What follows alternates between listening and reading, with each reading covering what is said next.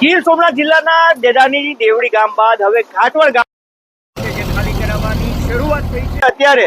વહેલી સવારથી કોડીનાર ટીડીઓ અને તંત્રની ટીમો છે તે 2 જેસીબી ટ્રેક્ટર સહિત અહીંયા પર પહોંચી છે અને ગૌચરની બંને તરફના જે રસ્તાઓ છે તેને ખાલી કરાવવાની કામગીરી હાથ ધરવામાં આવી છે। આ સિવાય અન્ય ખેડૂતો જે હતા, અહીંયા લોકો હતા